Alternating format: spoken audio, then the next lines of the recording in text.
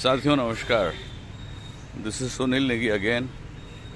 I want to talk to you on the recent issue of defections within Congress and BJP in Uttarakhand.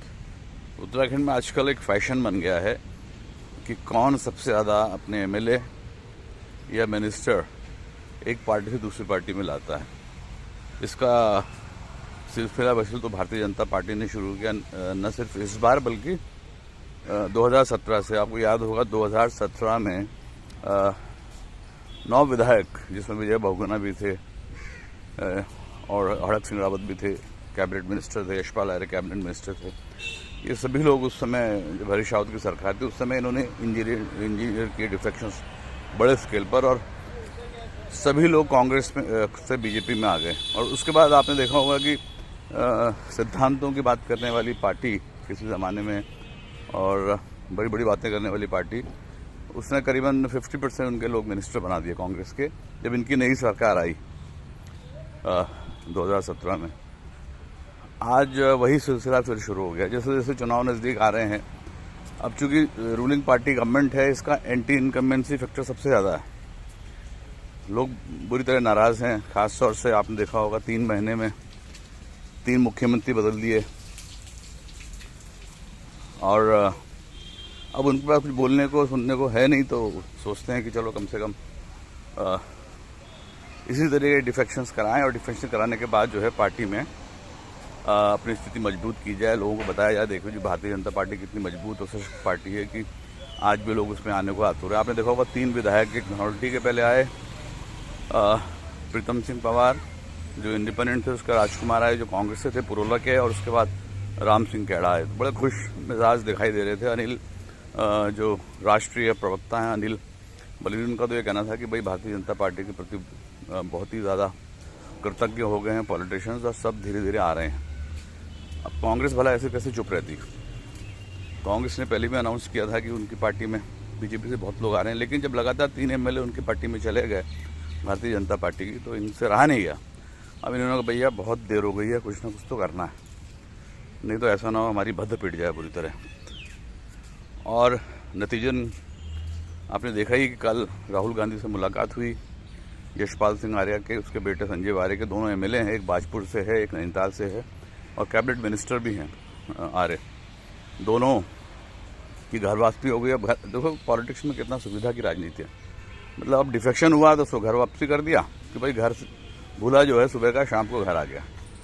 खैर, तो कांग्रेस ने ये defections कर दिए हैं, और दोनों एमएलए इनके पास आ गए, जिसमें एक मंत्री है. तो कांग्रेस उसको बहुत भारी मूव मांग रही है, और वो तो जो इनके गणेश गोदियाल हैं वो तो मतलब फूले नहीं समा रहे हैं. उनका कहना है कि भैया ये तो अभी ट्रेलर है, पिक्चर बाकी, यानी बहुत सारे लोग बीजेपी से कांग्रेस में आ रहे हैं. खैर, तो मेरा कहने का तात्पर्य अभिप्राय है कि उत्तराखंड की जनता पिछले 20 वर्षों से इन दोनों दलों को बारी बारी से चुन रही है.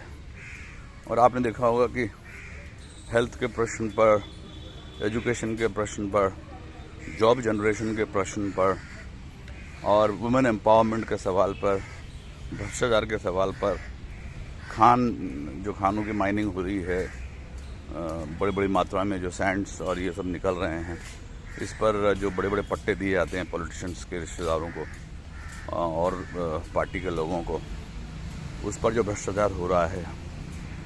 शराब पर आपने देखा होगा गांव गांव घर घर पहुंच गई है. शुरू तो त्रिवेंद्र सिंह रावत के ज़माने में हुई थी, और सरकारी दावा करती है उत्तराखंड की कि भैया 3000 करोड़ रुपये साल के मिलते हैं, तो हमारी तो इकोनॉमी पहले से ही 65,000 करोड़ के फिस्कल डेफिसिट में जारी है, तो ये मतलब सबसे ज़्यादा जनरेशन करता है रेवेन्यू का. तो कहने का मतलब है उनको अब इसकी चिंता नहीं है. उनको चिंता इस बात की है कि शराब से ज़्यादा पैसा बटोरा जाए, उत्तराखंड की जनता जाए बाहर में. खैर, मेरा कहने का लब्बो लवाब ये है कि उत्तराखंड के चुनाव अब लगभग 4-5 महीने के बाद हैं. 2022 में मार्च 23 को इनका टर्म ख़त्म हो रहा है, और कांग्रेस और भारतीय जनता पार्टी दोनों में डिफेक्शन का दौर जारी है.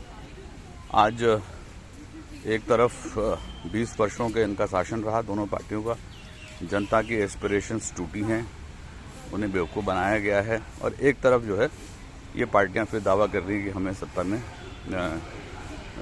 काम करने का मौका दें, हमें सत्ता में आसीन करें। हरीश रावत साहब पंजाब के साथ साथ उत्तराखंड में अपनी धमक दिखा रहे हैं और भारतीय जनता पार्टी के मौजूदा मुख्यमंत्री धड़ाधड़ यात्राएं कर रहे हैं और यात्राओं के साथ साथ घोषणाएं भी कर रहे हैं करोड़ों की, जबकि आप जानते हैं कि अब 1-2 महीने बाद तो कोड ऑफ कंडक्ट हो जाएगा और आप जानते हैं कि पहले भी ऐसी सैकड़ों घोषणाएं मुख्यमंत्रियों ने की है, लेकिन आज तक धरातल पर वो नहीं उतरी। तो खैर बेवकूफ़ बनाने का सिलसिला जारी है दोनों दलों का। और तीसरी पार्टी आम आदमी पार्टी, जो हाल ही में धमक जिसने दी है, वो भी बड़ी बड़ी बातें कर रही है।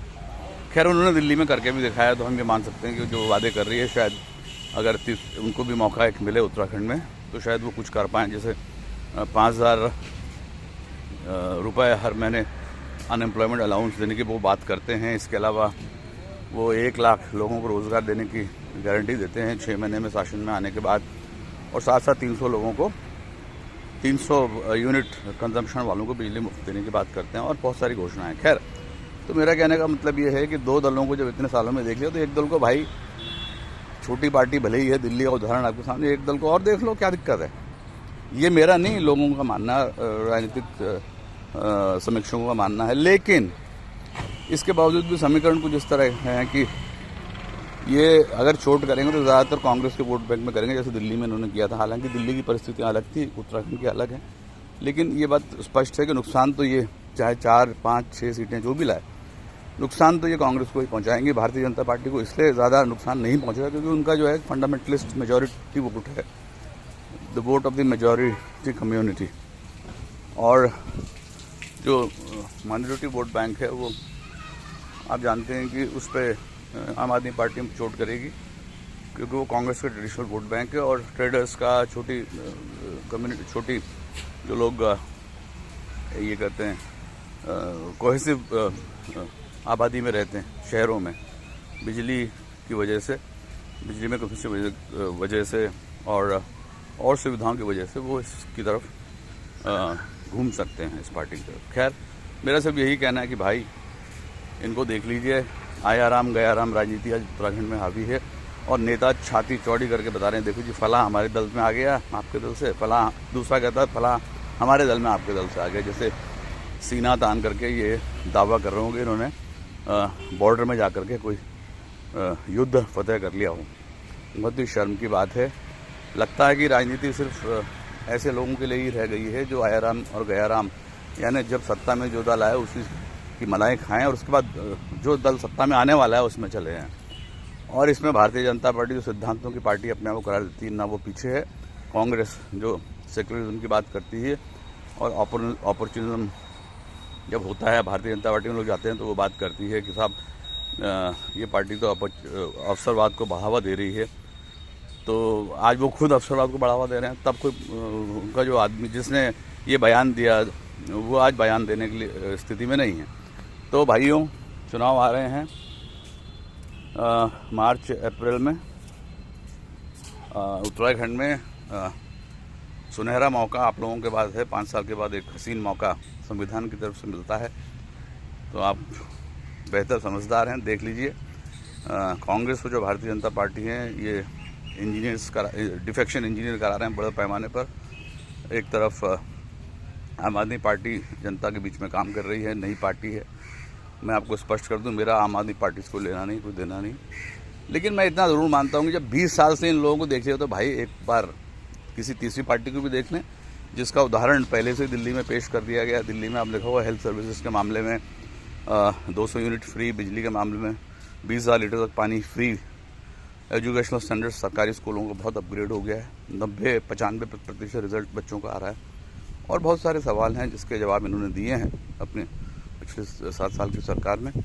तो भैया जो एक पार्टी को परख लिया है और दिल्ली में बसों में महिलाओं के लिए फ्री ट्रैवल है, मैंने सुना बुजुर्गों को भी फ्री ट्रैवल दे दिया गया। तो जब एक पार्टी को आपने परख लिया है दिल्ली में, तो उसका उदाहरण उत्तराखंड में अगर लागू है तो क्या बुरी बात है, एक बार देख लो भाई। हालांकि मेरा कोई अर्ज नहीं है, लेकिन ऐसा लोग मान रहे हैं एक हद तक। लेकिन मेरा इस फिर भी ये मानना है कि जो रिसेंट सर्वे सी वोटर सर्वे किया है एबीपी ने, उसने आज भी भारतीय जनता पार्टी को मेजॉरिटी दी है। कांग्रेस को दूसरा नंबर दिया है, तीसरे पे 4 सीटों के साथ आम आदमी पार्टी को दिया है। हालांकि मेरा स्पष्ट मानना है कि ये वोटर सर्वेस जो है फ्लॉप भी हुए हैं, कभी कभार ठीक भी आए हैं, लेकिन अगर उनकी बात को भी हम मान लें तो इसके मायने स्पष्ट हैं कि उत्तराखंड में आज भी हिंदू वेव का बोलबाला है। अगर भारतीय जनता पार्टी सी वोटर सर्वे के खिलाफ हिसाब से पावर में आती है, और अगर कांग्रेस आती है और आप 4 पार्टी लाती है, इसका मतलब ये है कि कांग्रेस के वोट बैंक पर आम आदमी पार्टी डेंट डालती हुई नज़र आ रही है। खैर, स्थिति जो भी रहे, मेरा आपसे यही कहना है कि सोच समझ कर वोट करें। You get a chance after 5 years and you get a golden chance. अपने वोट को बहुत ही समझदारी से डालें और 20 साल के उदाहरण को अपने सामने रखें। जब आप वोट डालें, स्थिति को एनालाइज करिए और उसके बाद वोट डालिए। आपका वोट बहुत कीमती है। जय हिंद, जय भारत, जय उत्तराखंड।